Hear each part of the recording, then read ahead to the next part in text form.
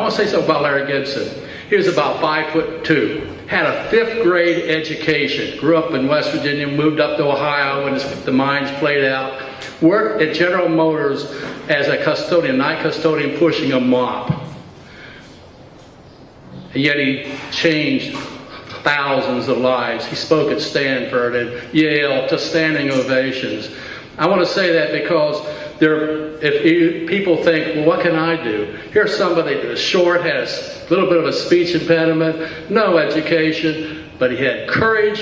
He had courage and conviction. The first time I met Larry, I brought a group of people up on the mountain where he has this 50 acres kind of set aside in a sea of mountaintop movement. We had a bunch of religious leaders, and we were getting everybody out there about an hour and a half late, and he said, "What took you so long?" And I said, "Larry, I'm sorry, we just couldn't get everybody up there." "No, what took the church so long to get involved?" And then he would say, "Yeah, okay. All right. But we'll call you back up in a minute." Then he said, "If you're up here just looking around, gawking, and you're going home and not going to do anything, you're wasting my time." And that's a message for all of us here. We're just here, listening to speeches, go back and do our own thing. Are we going to do something? And then the third thing I want to say, he would often say, what in your life is so precious, so important in your life, that it is no price tag. It is not for sale. And you know one thing, our climate's not for sale.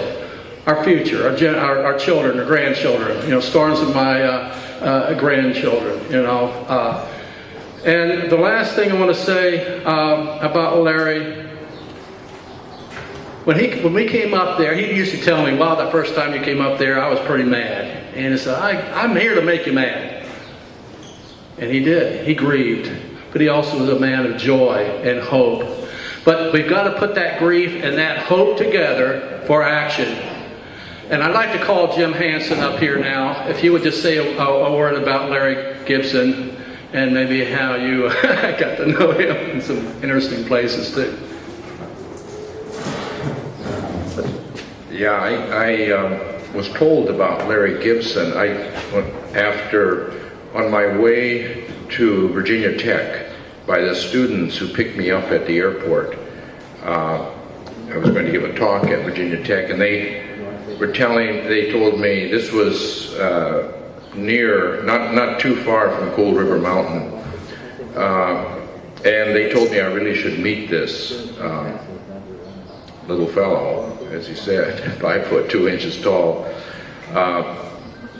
because of what's going on those mountains, where the coal companies are using bulldozers to push the tops off of these mountains and push them into the valleys, polluting the valleys and spoiling them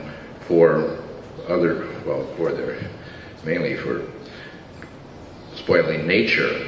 But they could have been used, the students argued, for windmills. But once you push the top off, then they're no longer very useful for generating energy from the wind.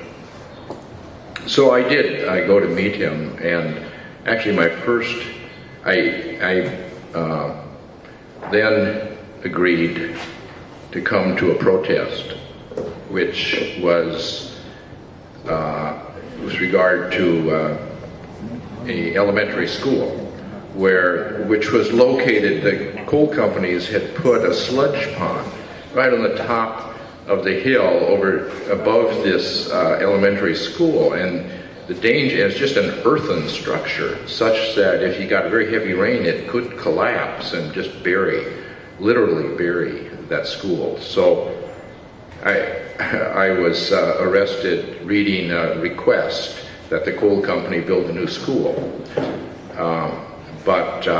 Anyway, that was my first arrest. And Larry really had an impact because he gave me a ride up the mountain to his cabin. He refused to sell his property on Ford Mountain near Cold River Mountain, and thereby prevented Massey Coal from completing the mountaintop removal there. and he showed me a bullet hole in the side of his cabin. You know, they're drive-by shootings. They were trying to threaten him, but he was not a guy to be threatened.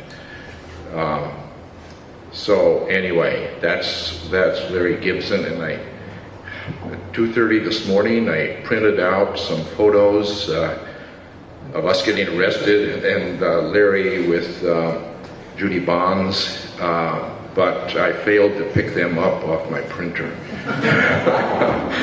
They're on my computer, but I think I've used enough time, so maybe I'll forward you the photos.